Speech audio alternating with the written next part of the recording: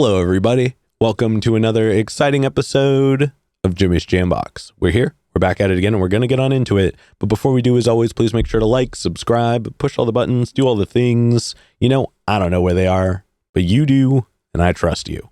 And with that being said, here's a quick word from our sponsors. Organic herbs and botanicals, skincare and edibles, wellness for body and mind. The Brothers Apothecary. Fine teas and remedies.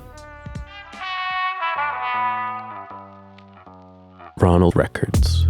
From indie gems to classic hits, discover the heart of local music.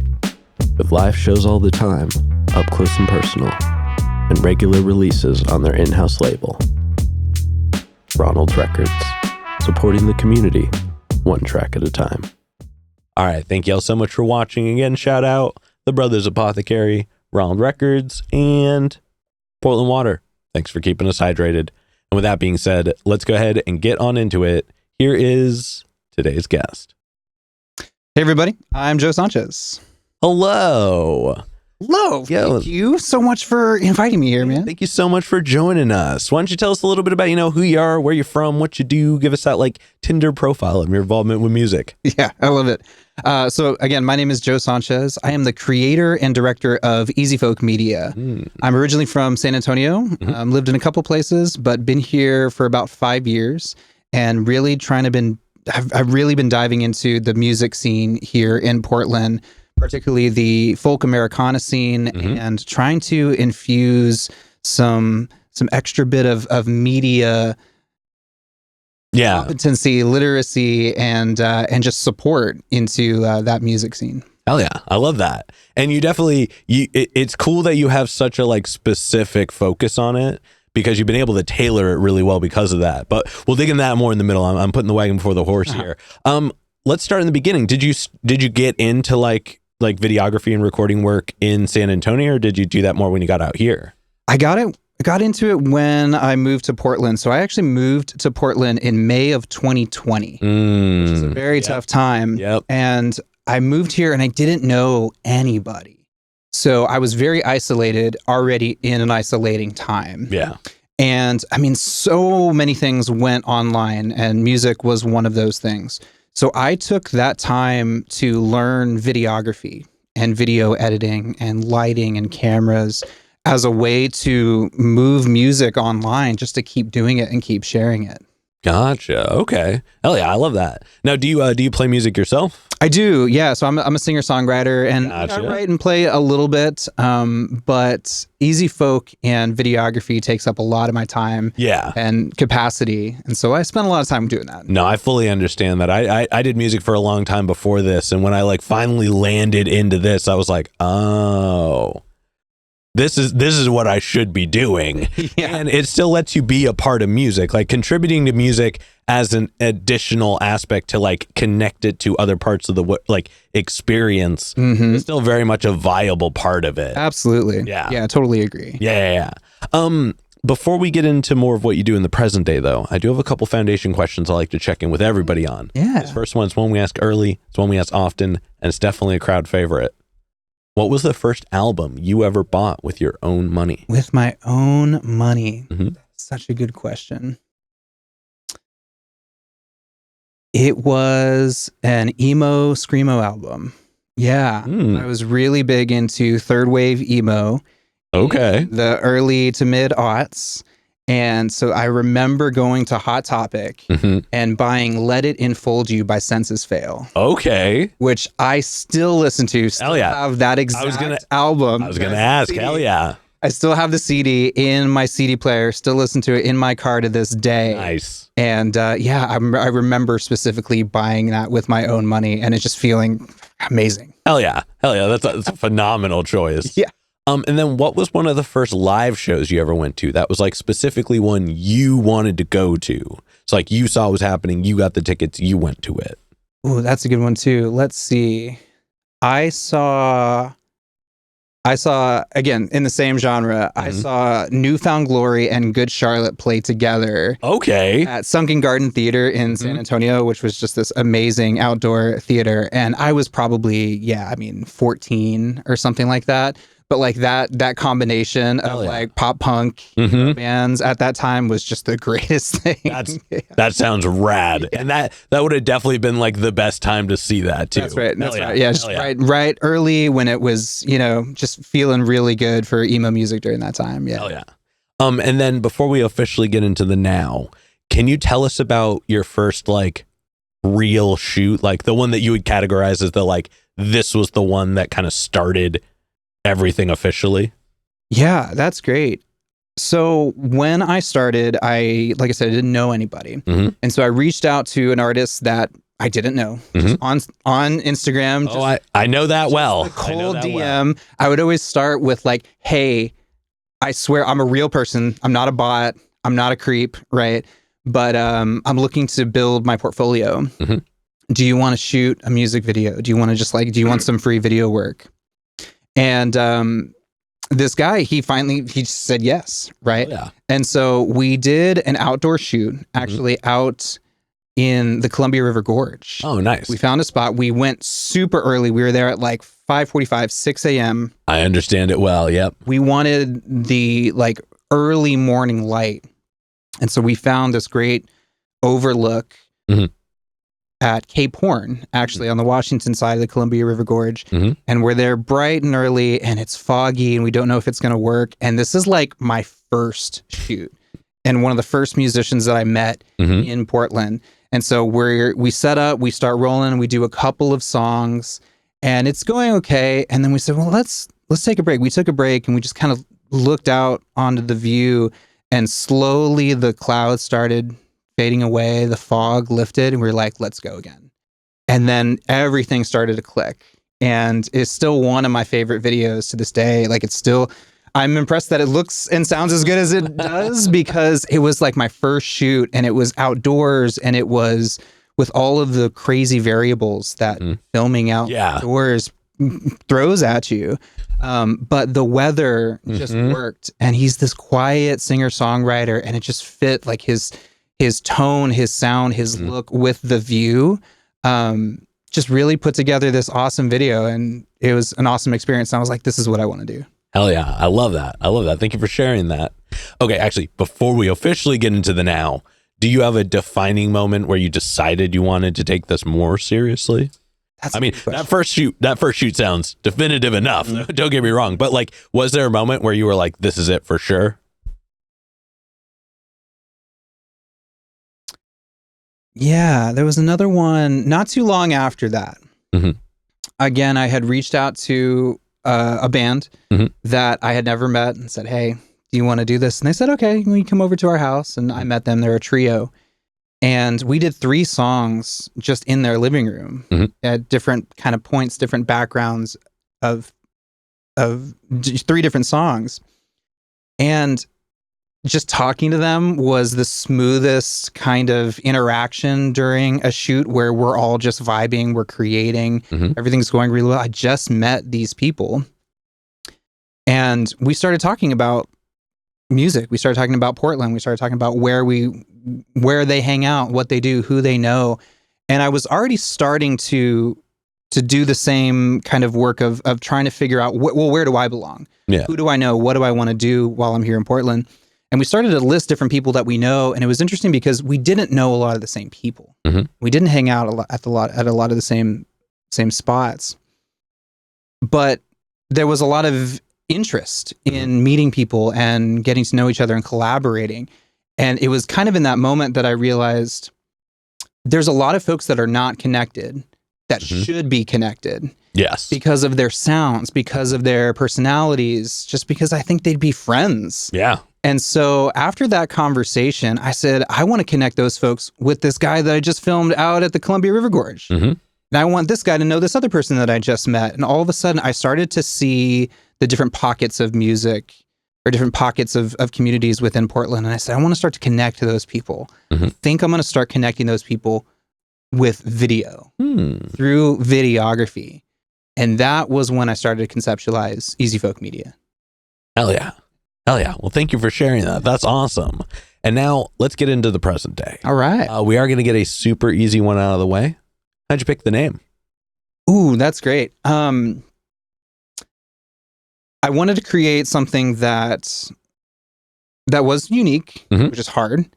And very much so. And I knew I wanted it to have the word folk in it because that is kind of the genre that I like to work in. The acoustic Americana kind of vibe. That is what I play, and that's what I wanted Easy Folk to kind of support. And I was listening to music and I was trying to go through just songs that I liked that evoked a certain visual concept. And so I was going through some singer-songwriters that I listened to, and I actually stumbled upon a song that is just a very, very sweet song. It's called Be Easy by Michaela Ann. And she's this amazing singer-songwriter. And I happen to know the story of how she recorded it. It's the last song on her album. And she tried to record it in a studio. It just didn't sound real. It didn't sound like how she wrote it. So she was sitting on a park bench or a picnic table in a park, and she used the voice memo app on her phone to record the song.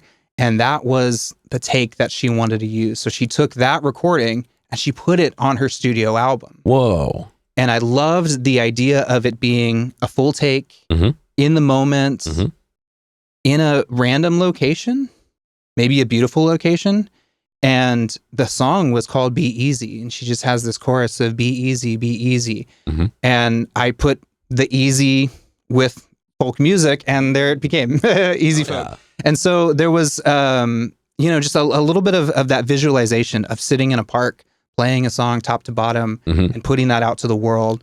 And that's kind of what Easy Folk is. If you start looking through some of our, I was gonna say you've already done that. That's so yeah, you nailed it. You nailed it. And not always outside, but we go outside and we film a song from front to back, and we put that out. So hell yeah, I love that. And I always do this bit where I break down names, and I got to tell you, it's a good one. It like first of all, it's easy to remember. Yeah.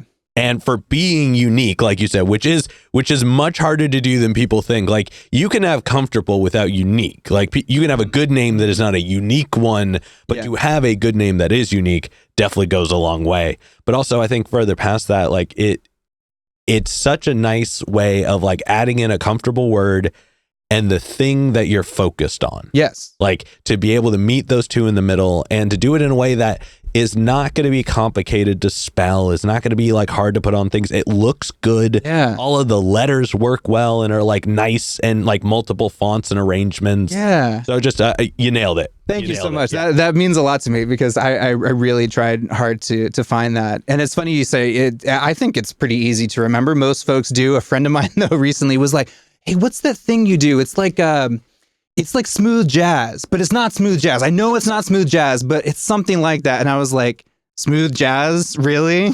I mean, Easy Folk. He said, "Yeah, that's it." And that was the funniest thing when that being compared to smooth jazz. But what's great is even thesaurically, he wasn't far off. He had it. Like, it was right on the tip of the tongue. That is oddly similar. Exactly.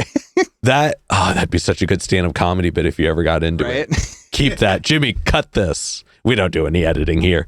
Anyways, get back to it. Thank you for sharing all that. Now let's knock out some technical stuff. Let's just get that out of the way early. Can you give us a quick rig rundown, like primary camera, like what you edit on, like key things that you'd be like, this is cool? Yeah, absolutely. So I think I'm a very simple videographer. I think I'm actually a very average videographer. I think some of my skills come from the community involvement and community development.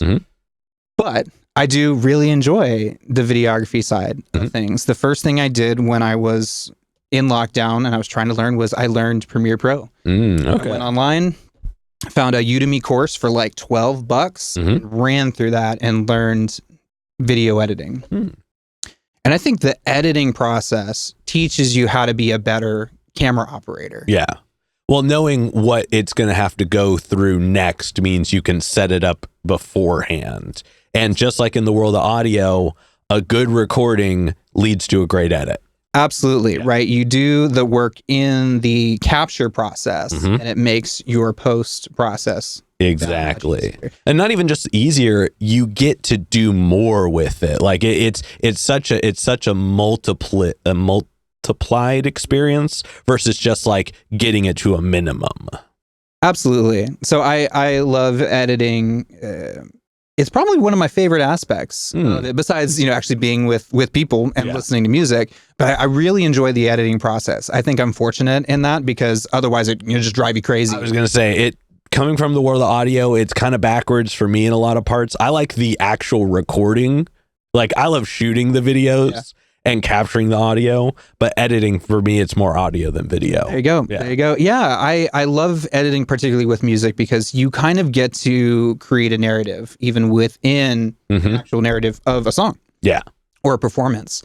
So I love the editing process. Capturing is great as well. So I use Sony cameras, which is awesome. Nice. Love the Sonys. Big Sony fans here. I have several Sony A7Cs. Nice. Okay. And I like the C because it doesn't have all of the bells and whistles, but it is 4K. It is full frame. And what I like about it is that the C stands for compact. And so the body is nice and small, even while maintaining the full frame and 4K abilities. But the body is nice and small. And that's really helpful because I end up doing a lot of gimbal work. Yeah. Do a lot of gimbal work. And that can really take its toll on the shoulders, on the arm, I just built a shoulder rig that I integrated. Like, I got the Ronin extension base and like built it into something, because for the showcases, it's like 5 hours of just like this. That's right. No, thank you. That's right up there. Right. So I like the small size of the Sonys, even the Ronins. The Ronins, I use the Cs as well. They don't have all the bells and whistles, but they're nice and lightweight. Yeah. So I love shooting on Sonys. And then glass, I've really started to get into it a little bit more, finding the right lens for a particular musical moment. Obviously, you're going to want something that is tailored to a particular performance, right? Yeah. So if you want the wide shot, sometimes you really need a nice kind of zoom lens, right? So I have a couple of Tamrons. I like Tamron a lot. They're doing all right. They're doing all right. Not bad. I think for the price and the quality, I think they do really well.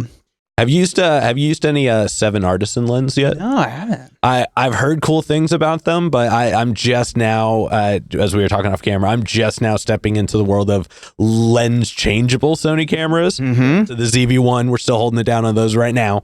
But it's been cool to kind of like touch into the world and find out more of like how they have control over things. It's a whole other world once you start getting into glass. Yeah. And I really have fun with choosing lenses for a particular moment in music, right? So one of my favorite things to do is I have an 11 millimeter prime Sony lens. And it's so wide. It's a little fisheye, but it's not, but not terribly.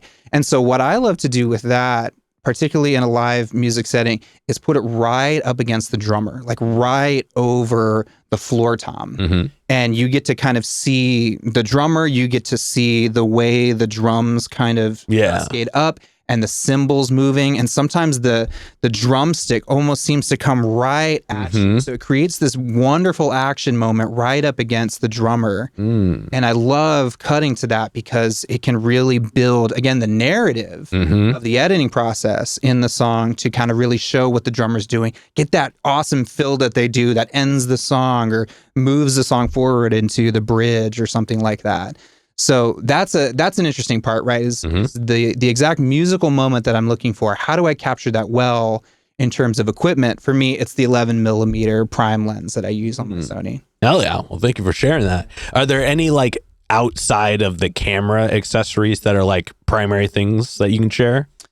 That's a great question. And you don't have to give away all your trades. Right, totally. Like, you know what I mean? Like, if you have that one duct tape thing that you're like, if you put these 3 things together, it's crazy. Right. It all depends, right? It's every shoot is different.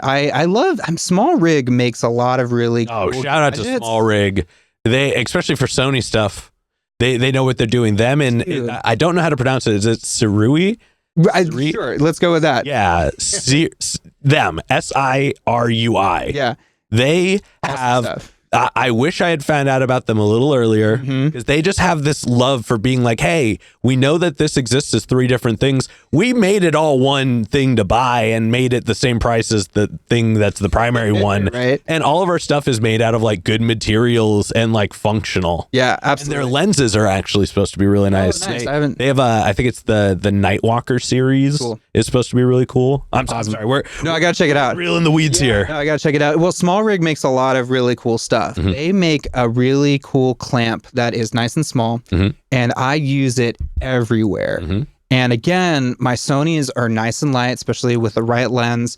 This little clamp that that Small Rig makes is fantastic, because I'll put it anywhere to get the right shot. So I host an open mic every Thursday night at Haymaker Bar, and I film it. And it's not a big place, Haymaker. It's a really awesome place, and it's nice and cozy. And I use 2 of these little Small Rig clamps to put my cameras up without tripods, right? Just to get them out of the way, but still like capture an awesome shot, but still maintain the integrity of the physical space. Yeah. Hell yeah. That's rad. Yeah. Man, and as far as like the audio side of things goes, are you capturing that yourself as well, or do you have somebody you work with for that? Yeah, so I more often than not do that by myself. So our videos are kind of all inclusive, and it's mostly me. So I'm doing. I understand. The one man job, right? It's hard, but sometimes you got to do it, right? So I end up doing the audio side as well, and I end up booming a lot, right? I love like a nice... I was gonna say, I've noticed you don't have a lot of mics in your shots. Yeah, unless that's particularly what the artist wants, or if it's a full band and we're doing. We got some dynamic mics for vocalists or whatever.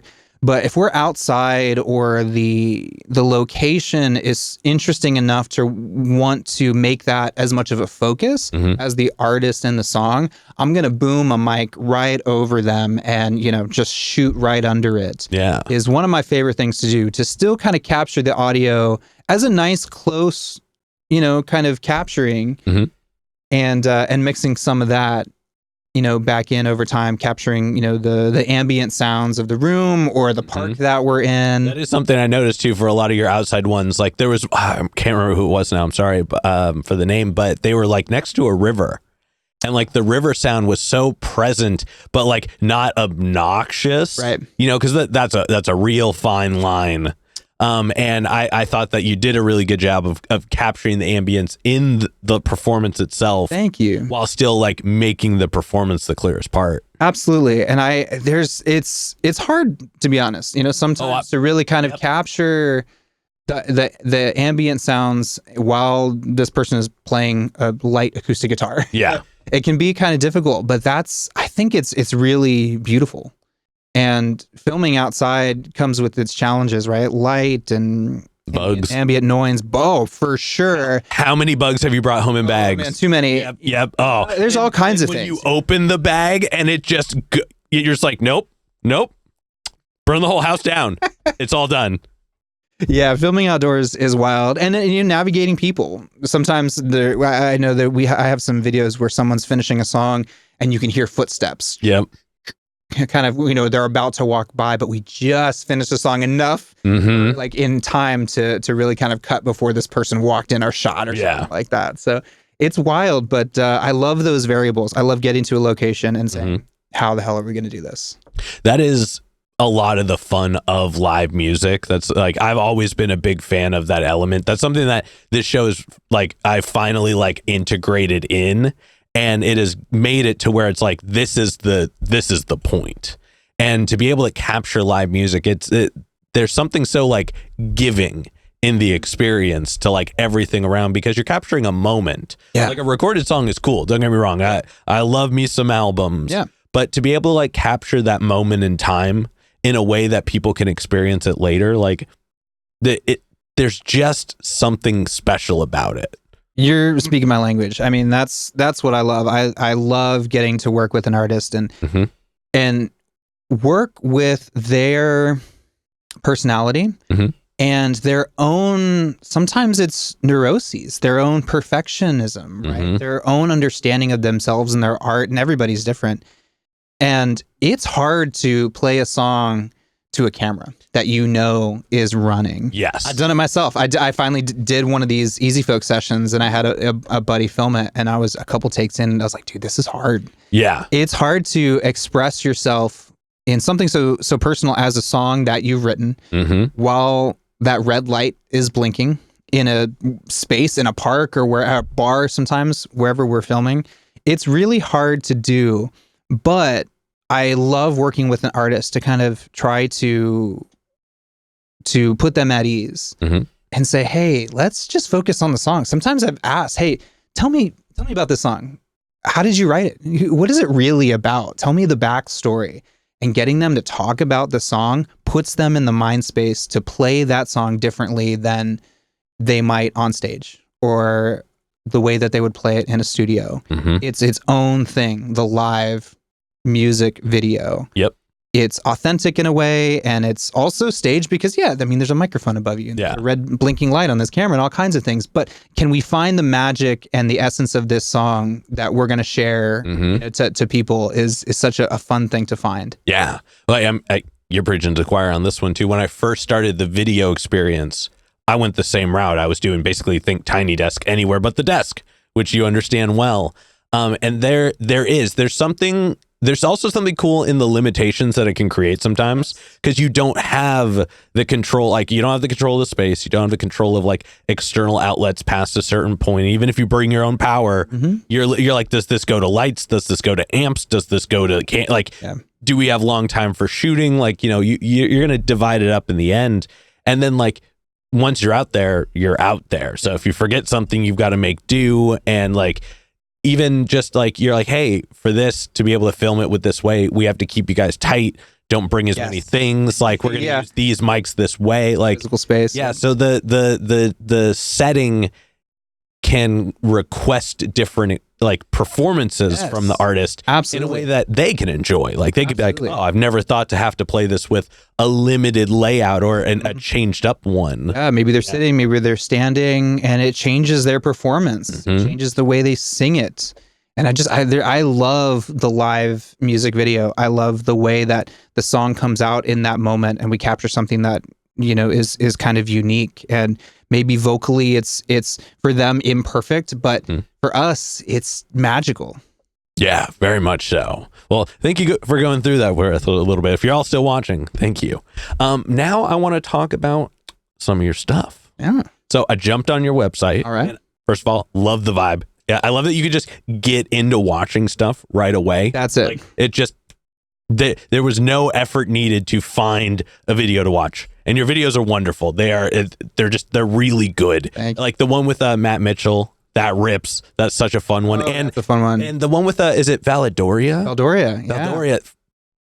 I'm a bass player as well. That one just, isn't that cool? That was such, and I love your style. Like your way, like because you're big on keeping the subject prominent, focused, present, but the way that you or either control the background or use a background that presents a palette so that regardless of how tight you are, how far away you are, if it's moving, if it's still, the background fills in the shot in such a good way that when it changes to different spots, that filling just kind of expands and it makes everything really easy to keep like comfortable, and like there's good continuity there. It's a really smart design that looks great. Thank you. As somebody who does it, I appreciate the technical side. As somebody who viewed it, I appreciated the artistic side of it. Awesome. Yeah. Thank you. Yeah. I mean, that's exactly what we're going for, right? Is how do you make it aesthetic, and how do you keep it in the moment? How do you focus in on this song? Yeah. And I think the location can just be another vessel to let people really hear what's going on in the lyrics. Very much so. Do you do multiple takes like when you're there, or are you just like it's going to be start to finish for whichever one ends up? Yeah, we'll do a number of takes. Okay. I find there's a sweet spot, right? Yeah. Any more than 4, you're like, all right. That's exactly right. That's exactly right. Because when I tell people when we get started is I often say, we're going to do a couple of takes. So relax and don't worry about me. One, don't look at the camera, right? Try to pretend I'm not here. But don't worry about doing multiple takes because I let them know that I have a performance in this as well. Particularly if I'm using a gimbal, which 9 times out of 10 I'm using a gimbal. Yeah. Shout out Ronan. Shout out Ronan. And so I tell them that I learn what I want to do through each take. I learn the song. I like to listen to the song beforehand if I can, so I know what's going on. But in that moment, I find what I want to do. Do I want to focus a little bit more on the guitar and then pan up to the singer's face when they get back into the next verse, or do I want to go wider to see this background a little bit more? And so I learn what I want to do. And so there's really 2 performances, right? There's my performance and of course the artist performance. And when we both like a take, what we did, it's like, oh, that's the one. That's the one. So, oftentimes I find it's often the 3rd take. Yeah. That 3rd take is sweet. Sometimes we'll do a 4th one just to kind of see what's up. But that's the one where you're like, hey, just get ridiculous with this one. Oh, absolutely. Yeah. And I say that as well. I often tell folks, hey, I think we got it, right? Take 2 worked for you, work for me, great. Or take 3, work for you, for me. Let's do it one more time. Almost like let's do a silly one, right? Let's do a silly photo. And so that has produced some magic before, where, especially with a band. If we got drums, electric guitar, I say let's let loose with this one. We already got it. Yeah. But let's have a little fun and see what happens. And a couple times that has been the take where they let loose, they forget that the cameras are on them, and they just have fun playing. Sometimes that's a really good take. Hell yeah. I love that. Now I want to talk about, you have another thing that you do pretty full on, Folk Fest. That's right. Yes. Yeah. Yes. Can you tell us everything? How did it start? What did it look like in the beginning? How has it grown? Just give us the then to now. Yeah. So to get there, I'll talk about the 4 aspects of Easy Folk media. And so the first part is media, right? We do these Easy Folk sessions. We find a park or whatever, a location, and film a couple songs. And so that's how I go wide, right? Anyone that wants to do that, great, let's do it. So that's the media portion. And that kind of supports the rest of Easy Folk, which is the open mic, which we do every Thursday night at Haymaker Bar, which is a lot of fun. We've been doing that going on 2 years, every Thursday night. And that's how I meet new people all the time and get to hear their tunes. And sometimes let's say, yeah, let's do a video. So that's a lot of fun. The third thing is the Easy Folk Featured Artist Program, which is a lot of fun. So we partner with a certain number of artists for an entire year. We do applications in the fall, and we learn about this artist or this band, what they do, who they are, their music, and we select a group that we think will be a nice, cohesive support group for each other. So for an entire year, January, December, Easy Folk gives them certain benefits, certain amount of free videos, photos, that kind of thing. And in turn, these artists support each other. So then Easy Folk creates some moments for them to get together, right? Some gatherings, some Zoom calls, just to kind of hang out, get to know each other. Because it's kind of lonely to do music these days. It's hard. It is. It's hard. And just to be a creative in general. Yeah. Yeah. And so I say support each other, right? And sometimes that can look like, let's write a song together, or let's share a bill. Or, hey, I need a bass amp tonight. Does anybody have one I can borrow? Like something as simple as like keeping each other in mind. And I've been really kind of ruminating over the word goodwill. I'm trying to infuse some goodwill into this town and into the music community here by saying, hey, y'all be good to each other. And then Easy Folk will be good to each of y'all. Yeah. So it's been a really, really fun program, this featured artist program. And I say that because those artists are guaranteed a spot at the 4th element of Easy Folk, which is Easy Folk Fest. And so we are in our 2nd year doing Easy Folk Fest. This year it is August 7th, 8th, and 9th. And it is so much fun. So we do it at Portland Playhouse. This will be our 2nd year at Portland Playhouse, which is a professional theater in Northeast Portland. And they're an amazing organization all on their own. I could talk about them for a while. But it's a great building. So it was a church for many, many years. It was Mount Sinai Baptist Church. And then those folks moved out of the building. And then so Portland Playhouse moved in there, and they have been there for 18 years. Done some great renovations, but it still has this church feeling. So the acoustics in the room are amazing, especially for acoustic music. And so we host our festival there. It seats anywhere from about 100 to 115. Okay. Comfortable seating. Yeah. Air conditioned, right? Nice. Indoor plumbing, concessions. Like, it has a lot of great, fundamental things that are really, really helpful to run a good event, particularly for this kind of music, because a lot of the artists that I work with are singer-songwriters. They're lyricists. They're storytellers. And so I wanted to create a fest where we can sit comfortably and listen to their stories, listen to their thoughts and their explanations. I tell them, introduce the song, right? Tell the backstory in your set. So it's a cool little festival. And so the featured artists are guaranteed a spot at the festival. And then we did some more applications to get a few more artists that are not featured artists, but are going to join the bill. Nice. And what's fun about the festival is that we film the whole thing. We film the whole thing. So that's when I call in the favors, I hire everybody and put together a nice production team to film it. So last year I had 3 camera operators, had a lighting designer, I had a sound designer, and of course a photographer, Julia Varga, who you've met before. Who is awesome. Yeah, we work a lot together and really well too. So it's this media-centered festival, right? Obviously, people come and they hear the music and they have a good time, which is great. But the people that play it, the artists that play it, get video from their set. And last year, we had 7 cameras set up. We did multi-tracking recording. So you're going to get a great representation of this 45-minute long set that you perform, where you got to tell the backstory to these songs. And so ultimately, it's a way to build up artists. Yeah. Because they need that. They need solid video of their stuff. People that are bookers, festival organizers, they want to see you on stage. They want to see how you interact with a crowd. Yeah. And they want to be able to see it. They want to be able to hear it. And so, especially in more like folk music settings, because a lot of time, like the venues that like are like wide open to folk music are usually not ones that are like violently budgeted. You know what I mean? Like they're not like, here's $1 billion.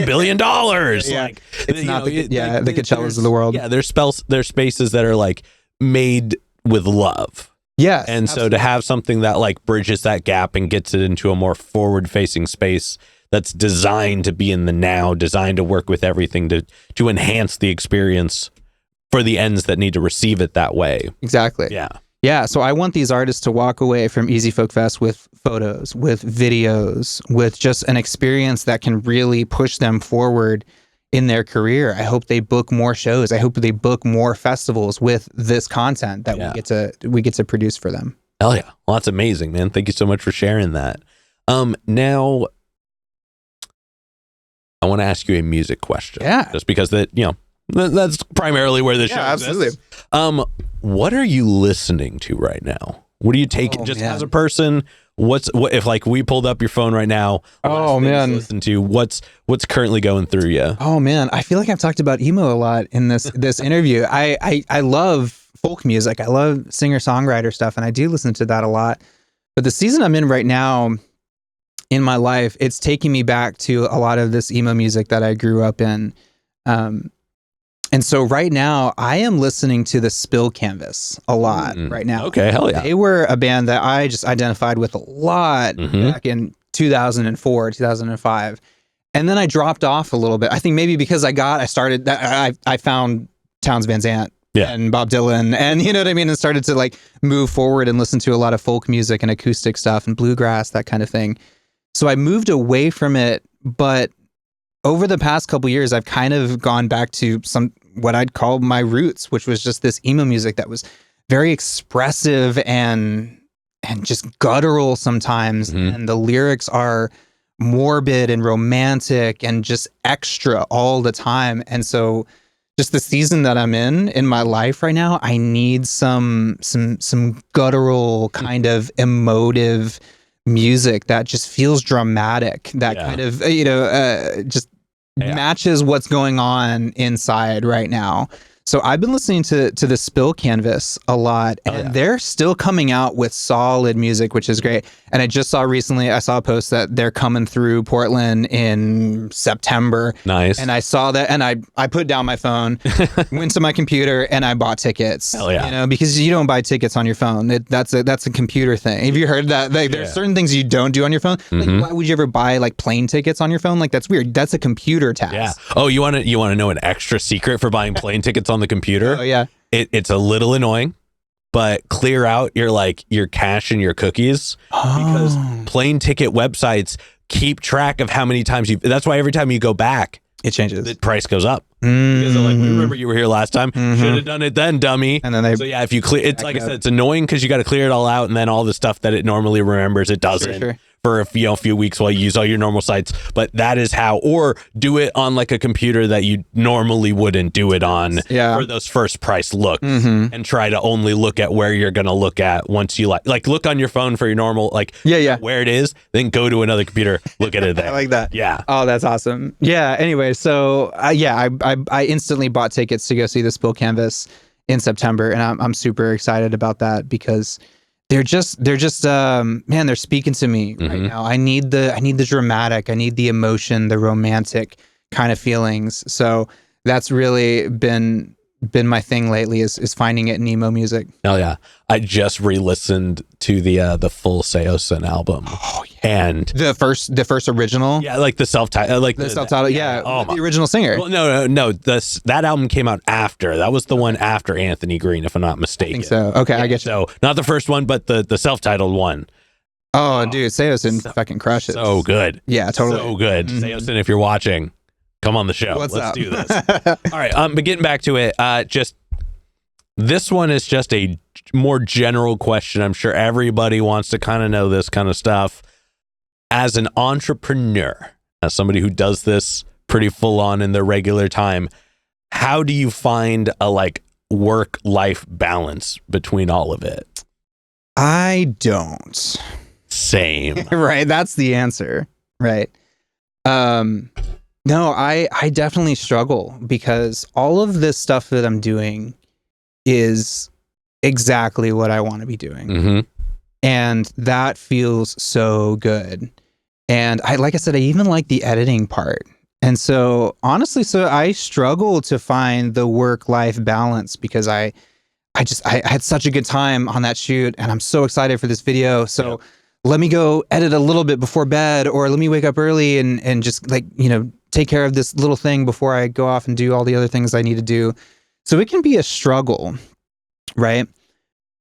Especially as kind of a solo LLC, small business kind of thing. That's my passion project. It's hard to keep that balance, especially because I really think that I saw it on a podcast or a TikTok recently that someone talked about your availability and your presence to people as a small business owner is something that clients, customers, and anyone you interact with are going to identify with really well. And that's why they're not choosing, that big corporation or whatever that don't really care about what you're doing, about the project. And so I think something about your availability and your presence in the moment and what you're willing to do because it's your passion, I feel like that creates better than a client relationship. Yeah. That's a partnership kind of creation. So I often end up becoming relatively close to a lot of the people that I work with because I care about their music, care about what they're doing. And I tell them and I show them my passion. And then they really like Easy Folk and they support what I'm doing. They tell someone about it. Now, I love that, but that's also hard to sustain. Very much so. Very much. And so I'm working on it. I'm working on ways to kind of still find my passion, but take care of myself. Sustainability is something I'm working on really hard. Not only financially, how to make this financially sustainable, but one thing I've really been thinking about too is how do I make this physically sustainable? Because as creatives know, and videographers know, I know, it's so physical. The carrying of gear, the driving, the standing, the sitting at a desk editing. There's just so many strange physical aspects to this, and I work out a lot. One, because you have to. You have to. Just to carry all my bags and my cases, right? It's just this, this thing that requires a lot of physicality. Yeah, because carts don't go everywhere, especially outside. That's right. So I will say one of the things I do is I exercise. One, because of stress relieving. Two, because it physically helps with the actual, the endurance side, like endurance, the strength needed to operate your stuff and move it from point A to point B. Yeah. And of course, sleep, right? Everyone's going to say like, yeah, of course you gotta get sleep, no, I'm right? kidding. But it's so true. It's so important. And I happen to be a morning person. So like I struggle with my late night shoots, right? The shows that go till 10 or 11 or whatever. And then you pack up and you get home and all of the things that you have to do. But yeah, sleep and exercise, I feel like are some of the things that keep me going and keep me at least physically attuned to what I'm doing. Mentally, I'm still working on it, to be honest, to be able to shut my brain off and say, you know what? Not today. Yeah. I think I'm working on that. I was actually, and maybe you can hold me accountable to this. I was actually thinking about taking tomorrow off. Ooh. And I don't do that. I don't take days off. It's a problem. It's a problem. No, trust me. I fully understand. And I've just been going and going and going. And I just said to myself, I think I looked at my calendar and it's like, I think I could actually take tomorrow off and not answer any emails and not do any editing and just be, and maybe put the phone down. Yeah. But maybe read a damn book, right? Take a nap. So I'm thinking about doing that tomorrow. So, I mean. Well, damn, now we'll find out later. Right? When you can do it, I think just take the damn day off. Yeah. So, yeah, maybe that's my answer. Hey, those are all great answers. Thank you for sharing that. Now, okay, big question coming up in a moment, but I am curious to know, in your regular life, just like outside of, like when you're just outside, like hanging out with somebody or doing something, do you bring a camera with you? Are you one of those? Like, other than your phone, obviously, everybody has a camera on their phone. But like, do you bring like a point and shoot with you? Or do you like kind of detach from it when you're in those kind of instances? That's a great question. I detach from it. I don't usually carry a camera. Again, I think it's because I only identify as a videographer in the realm of easy folk. Yeah. Like with Jimmy's Jambox. Yeah. That I do that stuff for this primarily. There you go. Yeah. I feel like I'm a musician that does videography. I feel like I am a community builder that does videography. And so unless I'm doing something very specific for that, I feel like I'm not the type of person that carries the point and shoot and does that. Then it's just like maybe snap a photo on my phone. Yeah. But then, that's a moment to try to be present to whatever's going on. And maybe that's a little bit of the work-life balance. Maybe that's one way to keep some there you balance, go. right? Yeah. So just like, put the camera down and just try to be present. So I think I do that all right. Okay. I think that might be one of my, maybe that's one of my strengths, to be able to put the camera down. Hell yeah. No, trust me, I dig that for sure. All right, now before we move into this next portion, this next question is probably the densest question in the interview. But we talked about, your experiences with it, the actions, the reactions. But when it's just you and what you do one-on-one, what does it give back to you? Like collectively, obviously.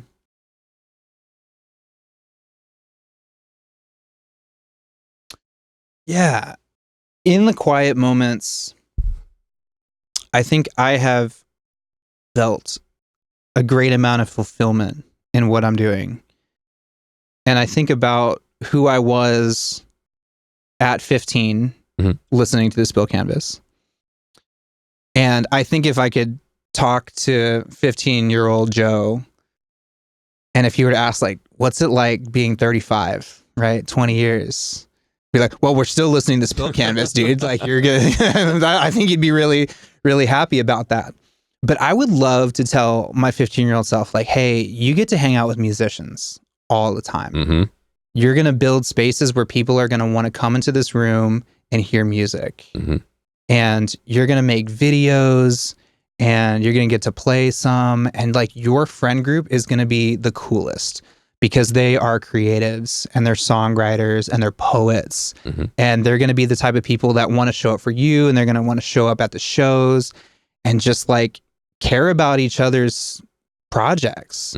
Like those are my friends these days. And man, that's so fulfilling. And I wish I could tell my 15-year-old self that, because I think my 15-year-old self would think I'm really fucking cool. And so like that's what it gives back to me, is like, man, I'm doing some shit that I love, and I would have loved it even as a kid. So I think that's what it gives back to me. Hell yeah. That's awesome. Thank you so much for sharing. That's such a cool answer. Oh, thanks, man. Man, I love that. Thank you. Yeah. All right, now we're going to go ahead and we're going to move on to some hypothetical questions. Yeah. And for these, sky's the limits. The questions are all made up, so the answers are allowed to be as well. Yeah. But this first one is pretty straightforward. If you could work with any one person, the only requirement is they have to be alive. Okay. Who would you want to work with, and how would you want to work with them? Ooh, man.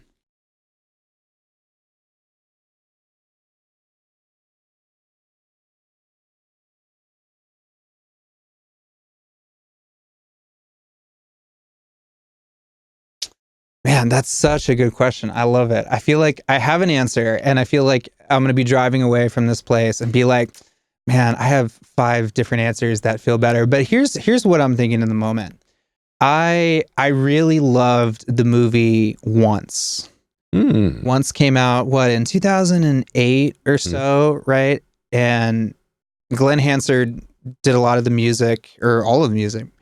And John Carney, directed this film, and it's just about this, musician in Ireland, and it's about his music. And man, when I think about that movie, it's got to be hugely influential to me. I bet you can put together, side by side some of the moments in that movie, because they film full songs in that movie. They're not just cut in and out. They're performed live, and just like a lot of times the full song.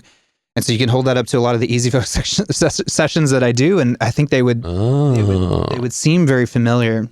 And so I feel like that movie Once was very influential to me. And Glenn Hansard as a songwriter is just fantastic. He's just this hugely emotive songwriter that just cuts through all of the shit for me so well. And that movie starts with just like this super wide shot of him. It's nighttime. He's in an alley, right, in Ireland, and it slowly moves forward. Handheld camera. I don't know how they did it, but it's super shaky. And slowly, as the song moves, it gets closer and closer. And he's just wailing on this like super emotional song. And when I think about that, again, it sounds like Easy Folk stuff. And I feel like if I got to work with Glenn Hansard on a song and get to film him just pouring his heart out lyrically and musically on some sort of stage, or even just on a street at night, I think that would be also a very fulfilling thing for me, because it was I feel like that's where it started for me. So yeah, answer. Glenn Hansard singing, screaming on a street at night where I get to film him. Hell yeah. That's awesome. That's such a cool answer. And then is there anybody locally that you're aware of that you haven't gotten to connect with yet, but you would like to? Ooh, that's a good question. Let's see.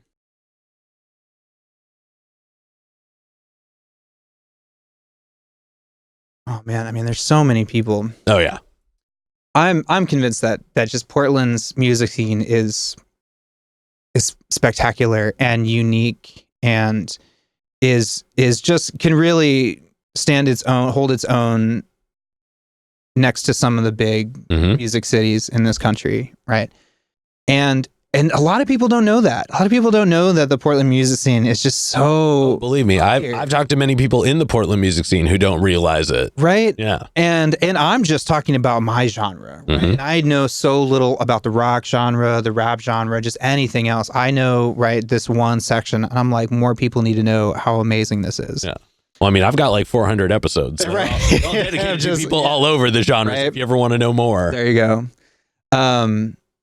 Man, there's so many great artists that I want to work with that are coming to mind. Jeffrey Martin is a fantastic songwriter, and I host this open mic on Thursday nights, and people cover his stuff all the time. Someone's like, "Hey, I'm gonna play a cover. It's the Jeffrey Martin cover." Everyone's like, "Yes, this sounds great." Same with John Craigie is just this fantastic topical songwriter that I haven't gotten to work with. But recently, actually, at Brick House in Vancouver, I just saw Brick House. Shout out Brick House. Yeah. I just saw the band Laska a couple of weeks ago, and I was blown away by their performance. And I was I just had such a good time. I was like, there should be 100 more people in this room enjoying this set. So the band Laska is really cool, and I'm like, I really want to do some filming with them to kind of like, because it's a special thing, right? To be able to take someone's music and to try to reproduce it in a way that is authentic to them, that sounds good, that looks good, that they enjoy.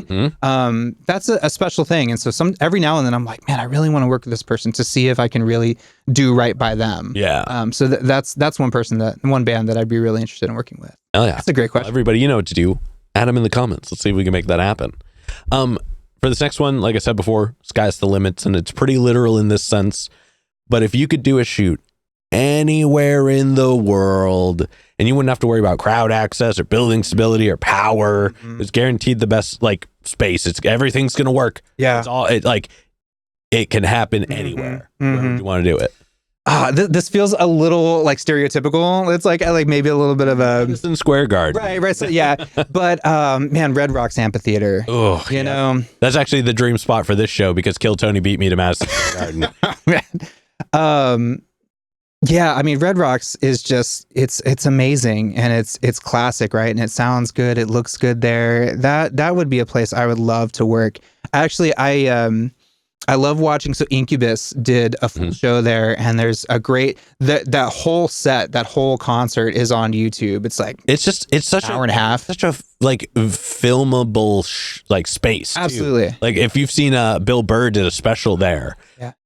Great special, aesthetics through the roof, right? And every picture you see of it, you're just like, oh, I get it. Yeah, because it's so easy to get a good visual film crew there without messing with the audience experience, or vice versa. And that's such a hard thing to do. Oh, right? it is in a local Portland venue. I mean, in any venue, really. Yeah, you're gonna have to limit something to allow for something. Yeah. The shape of Red Rock limits the least to allow for the most. Oh, I like that. Yeah, definitely. Right. Because the stage is amazing, right? There's a lot of great space to really work.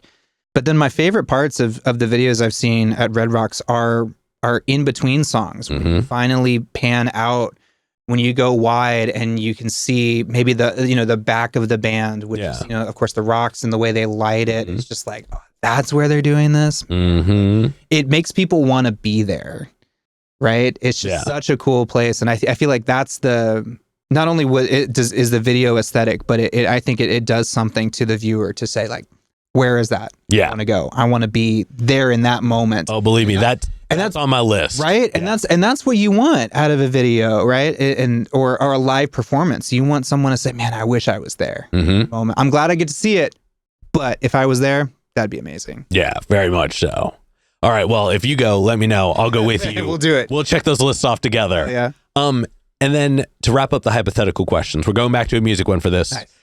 If you could get one more album from anybody, they could be alive, they could be dead, they could not put out an album in 100 years. They could put out an album yesterday. Yep. Who would you want an album from? I know who it is for sure. The Civil Wars.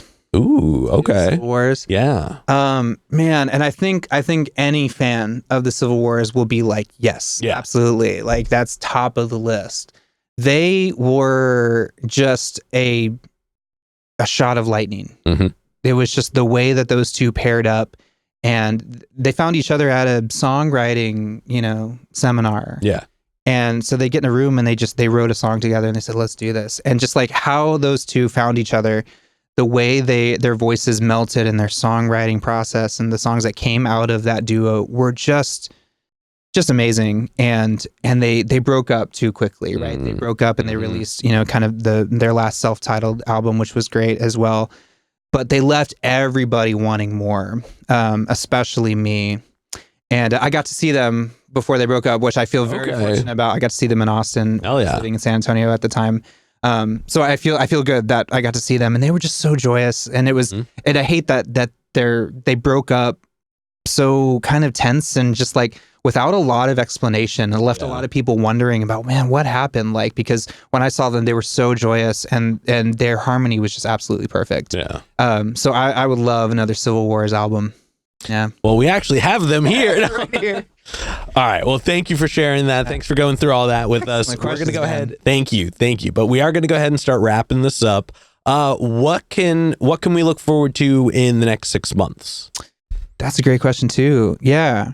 So, Easy Folk has this really interesting kind of cyclical yearly process, which I really enjoy. Definitely the thing to watch out for is Easy Folk Fest coming up August 7th, 8th, and 9th at Portland Playhouse. We have 12 artists. It's going to be amazing. It's going to be a comfortable, great, sweet little listening room kind of session.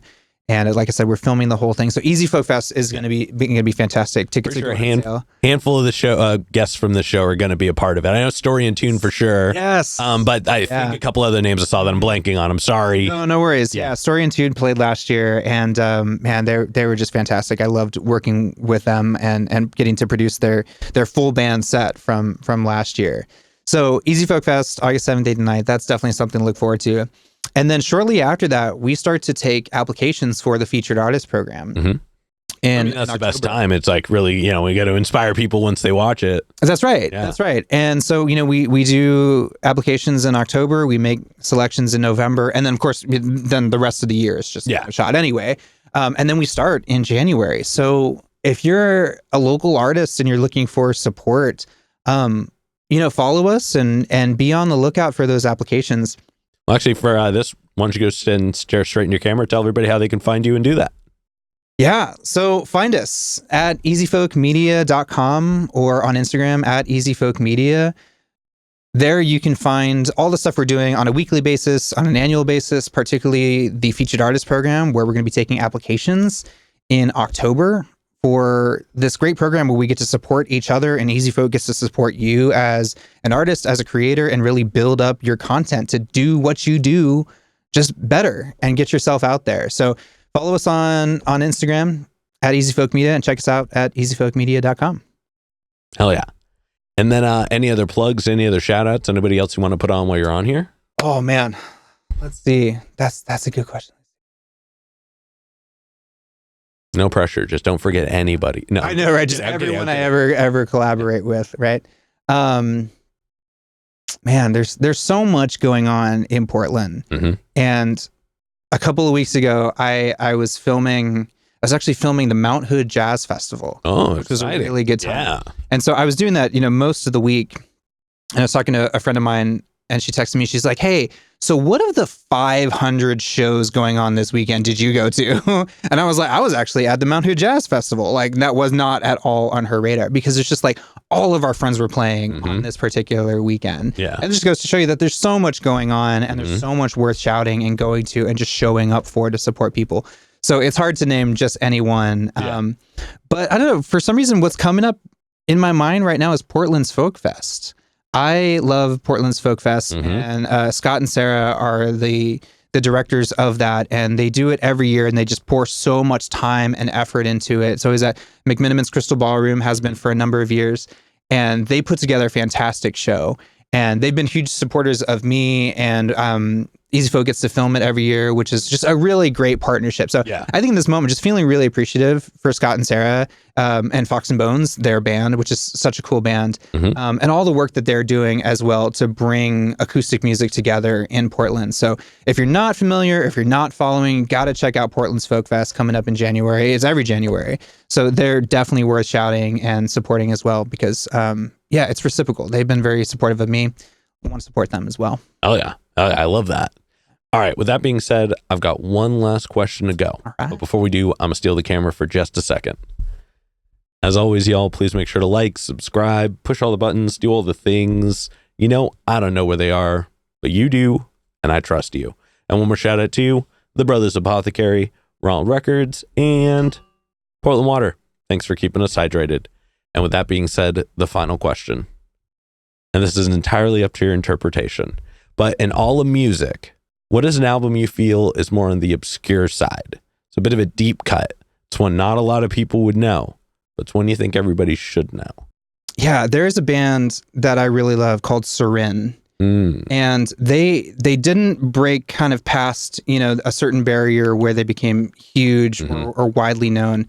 But Serin came out with an album called Shadow Shows, and it is fantastic top to bottom. And they just created some magic in their sounds. I mean, the guitar playing in it, the lead vocalist Trent just has this like, he gives 110% all the time in the album, on stage, during sound check. And I feel like that album should be bigger than it is. It's one of those. Yeah. And so I still go back to it, and it takes me back to a very specific time, right? Where I was living, what I was experiencing at that time. So albums do that, right? They just connect you to your past in a certain way. And I follow Serin on Instagram, and I've seen them start to kind of like put some stories out of them, with, in the studio. These are the tracks, maybe the new tunes coming out. But they just had this momentum back in like 2014, 2015, when they came out with this album called Shadow Shows. And man, it's definitely worth a spin. Hell yeah. Well, that's a super cool rec. Thank you so much. Well, with that being said, we are going to go ahead and wrap this up. Thank you so much for joining us today. This was awesome. You do such an amazing job, and the questions are awesome. And man, just getting people's wheels going. I've just really enjoyed talking. So this has been awesome, man. Thank you. I appreciate it. Yeah. And this has been another exciting episode of Jimmy's Jambox. I'm Jimmy. I'm Joe. And we're signing off. Later, y'all. That's a wrap. This is not a podcast. This is a show.